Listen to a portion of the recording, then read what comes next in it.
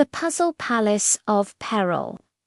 Deep in the cozy, sunbeam-dappled world of Leo's playroom lived Pip, a bright blue puzzle piece with a slightly crooked smile and a knack for getting lost. Pip wasn't just any piece. He was the keystone of Leo's favorite puzzle, the Puzzle Palace of Peril.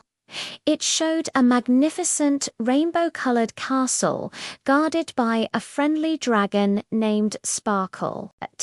But today, disaster struck. Leo, in a whirlwind of excitement, had been racing to finish the palace before snack time. He'd placed the final tower piece. Almost when crash, his wobbly juice box tumbled, sending the nearly complete puzzle sliding off the table in a chaotic avalanche of cardboard. Pip tumbled head over heels, landing with a soft thwump under the giant, fluffy armchair. Dazed, he looked around. His familiar puzzle friends were scattered everywhere. Ruby Red, the castle's ruby-red gate, was stuck behind a dusty Lego tower. Sunny Yellow, a sunbeam window, was wedged under the bookshelf. Forest Green, a leafy turret, was perilously balanced on the edge of the toy box. And worst of all, Sparkle the dragon, the palace's guardian, was nowhere to be seen. Panic fizzed in Pip's blue edges. Oh, crumbs! Without Sparkle, the palace isn't safe, and Leo will be so sad. He knew the rules. If the puzzle wasn't complete by bedtime, Leo might put it away. Forever, the dreaded puzzle box limbo. Just then, a tiny, determined voice chirped. Lost, are we? Tick-Tock, Leo's wind-up robot toy with one wobbly antenna, trundled over. His gears whirred thoughtfully. Scattered pieces, classic spatial disarray. Fear not, Pip. We shall initiate Operation Palace Reassembly. Tick-Tock's plan was simple: find every piece and get them back to the puzzle mat. But the playroom was a jungle of obstacles. The journey began. First, they needed Ruby Red, but the Lego tower was a fortress. Direct approach, inefficient, Tick-Tock declared.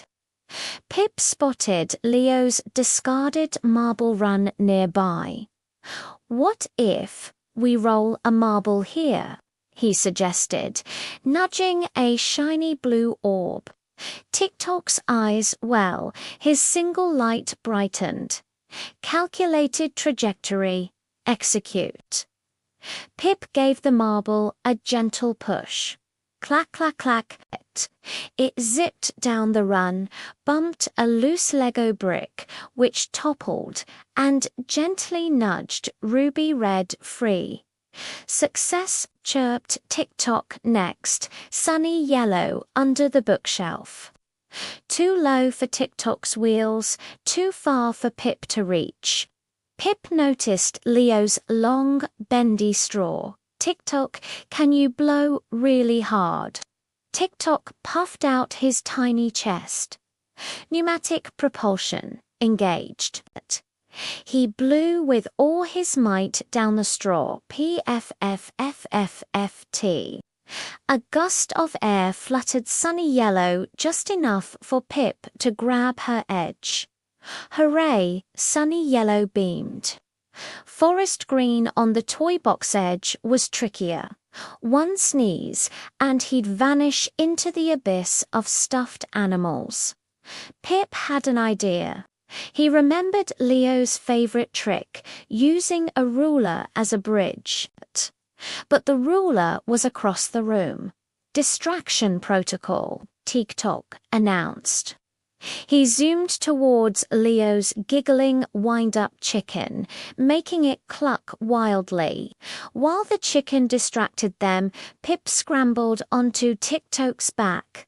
Full speed ahead, Tick-Tock to the ruler. They zipped across the carpet sea, grabbed the ruler, and carefully slid it towards Forest Green like a rescue plank. Forest Green shuffled safely across now. The biggest worry, Sparkle the dragon. Where could he be? They searched high behind the curtains. Just dust bunnies and low under the bed. Only a lonely sock. Pip felt his blue fade a little. Had Sparkle fallen into the vacuum cleaner, been eaten by the laundry monster? Then Pip heard it, a faint rhythmic snoring. He followed the sound. To Leo's backpack, slung over the chair. Carefully, Pip peeked inside. There, nestled among crayons and a half-eaten apple, was Sparkle fast asleep. He must have bounced in when the puzzle fell, Pip whispered. But how to get him out without waking him and risking him tumbling deeper? Tick-Tock scanned the backpack. Gravity assist required, but leverage minimal.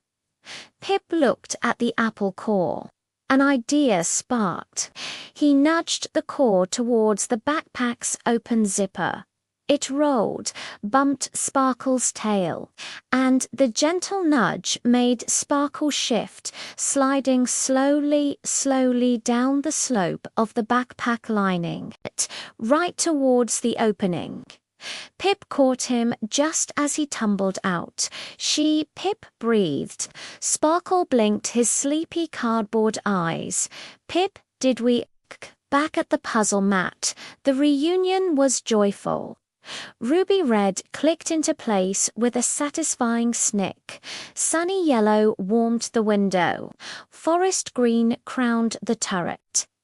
Pip, heart pounding, carefully slotted himself into the very center, the keystone. The palace walls locked together, strong and whole. But something was missing. The final piece. The very top of Sparkle's spire, Pip gasped. It's still lost. Just then, Leo padded into the room, rubbing his eyes. He saw the nearly complete palace, and his gaze fell on Pip, holding Sparkle. Leo's face lit up. He knelt down, his small fingers gentle. He reached under the armchair, Pip's original landing spot, and pulled out the tiny, star-shaped spire piece. With a soft click, he placed it perfectly on Sparkle's head. The puzzle palace of Peril stood complete, glowing in the afternoon sun. Sparkle looked proud. Leo sighed happily. My favorite. As Leo drifted off for nap time, Pip snuggled next to Sparkle on the mat. Tick-Tock wound down beside him, gears ticking softly. Pip realized the biggest puzzle wasn't just fitting shapes together.